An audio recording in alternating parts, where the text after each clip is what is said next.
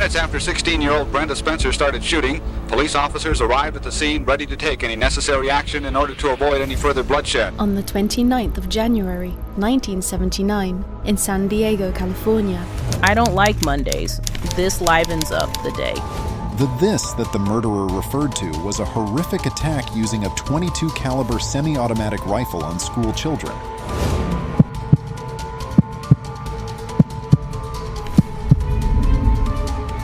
"16-year-old Brenda Ann Spencer was armed with a rifle and began firing at the Grover Cleveland Elementary School of the San Diego Unified School District, shooting anyone that was in sight." After neighbors, nearby residents, and all the school children were safely evacuated, police mapped out their strategy. Prepared for either lengthy negotiations or for an assault, police took every precaution to keep onlookers away from the line of fire.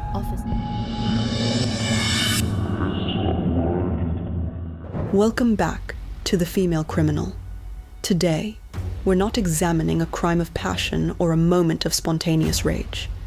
We're delving into something far more unnerving, a crime so baffling and horrific that even the perpetrator herself offered conflicting accounts.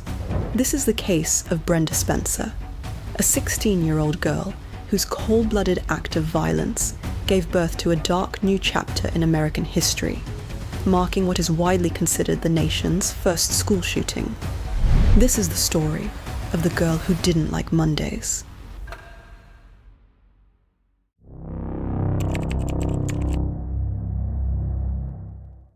January 29th, 1979. In the quiet San Diego suburb of San Carlos, a 16-year-old girl named Brenda Spencer received a .22 caliber semi-automatic rifle as a Christmas gift from her father.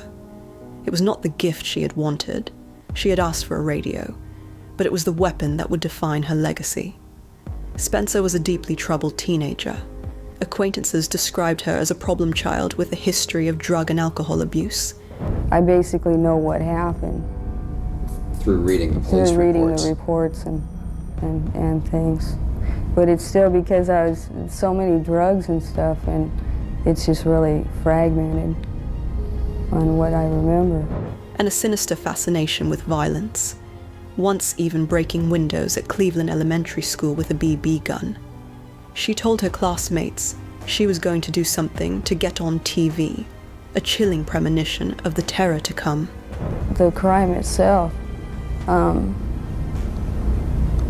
remember up to a certain point clearly, and that was, I guess, when the drugs started to kick in, because all that morning I had been drinking and taking the pills with the whiskey and stuff.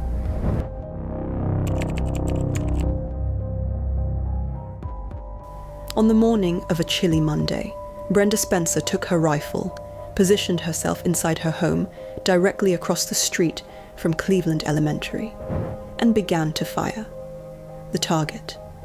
The children gathered outside, waiting for the school gates to open.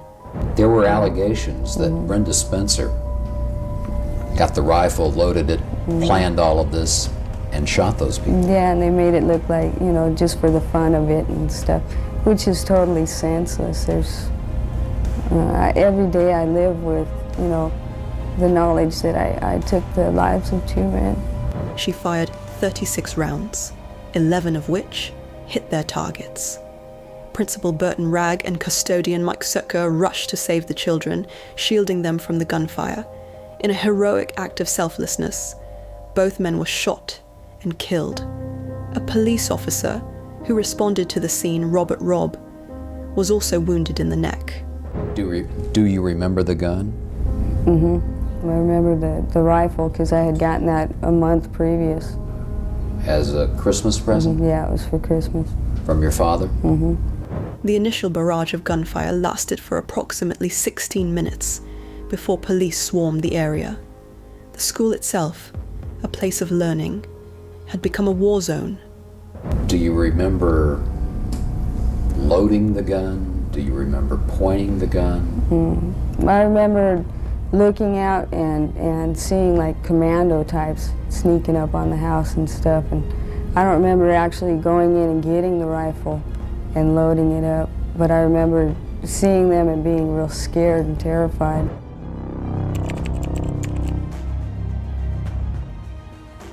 After the shooting, Brenda barricaded herself inside her home for a 6-hour standoff, eventually surrendering when police promised her a Burger King meal. In a truly bizarre twist, a reporter named Gus Stevens from the San Diego Evening Tribune managed to reach her on the phone during the siege. If I had no drugs or alcohol in my system, then I'm just a cold-blooded killer, and that's not how I am. If I have drugs and alcohol in my system at the time, it's like it changes it from premeditated to manslaughter. It was during this call that he asked the question that would haunt a generation. Why did you do it? Her answer was a masterclass in psychological horror, a statement so devoid of empathy, it became iconic. She simply said, "I don't like Mondays." This livens up the day. Yet in later interviews and parole hearings, Spencer's story began to change. She claimed she was not a cold-blooded killer, but was instead suffering from drug-induced hallucinations, shooting at what she believed were commando types in self-defense. I don't really have many memories from that week ahead of the incident. And the week after, I was asleep. I was coming down off the street drugs, and even that week, I don't really have a whole lot of memory. Her motive, she claimed, was suicide by cop. She would also tell a parole board that she was sexually abused by her father, a claim he adamantly denied. She stated there were 2 sets of toxicology reports from the day of the shooting, one showing no drugs, and another she claimed showed a lethal amount of drugs in her system. There's 2 sets of toxicology reports. The ones that went to court with me stated that I was on no drugs or alcohol. And then there's an independent lab test from the same blood samples that show I had blood alcohol levels and a lethal amount of drugs in my system. The "I don't like Mondays" quote, she claimed, was a misrepresentation of her state of mind. Her attorney would later add that she had been diagnosed on the autism spectrum. These conflicting accounts would become a central, unnerving detail of the case, leaving a lingering question. Was she a cold-blooded sociopath, a troubled youth suffering from mental illness, or a mix of both? How have you grown being in prison? Well, I've had to kind of grow up and just matured a bit more, and I keep trying to better myself and deal with problems from the past and everything.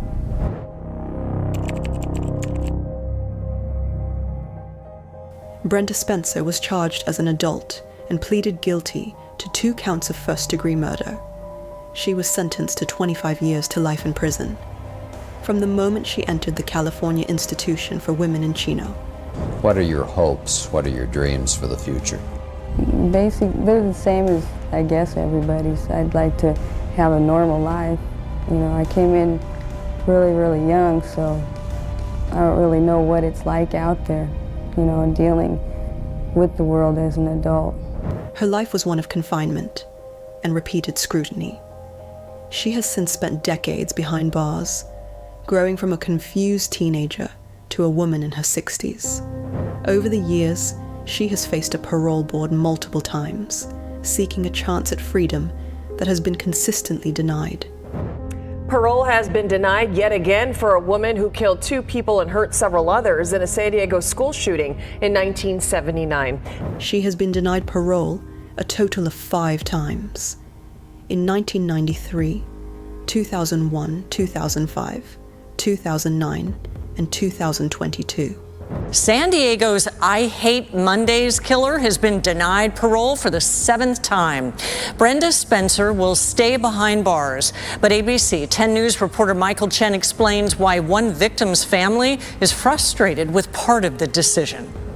In each hearing, victims and their families have bravely testified, arguing that she remains a danger to society and that they continue to live with the lasting trauma of her actions. Her next opportunity for parole is scheduled for 2028. Yeah, it's really broken up and fragmented. I can't sit there and tell you, well, at this time I did this and at this time. You know, it's just little bits and pieces that have come back over the years. Like the week prior.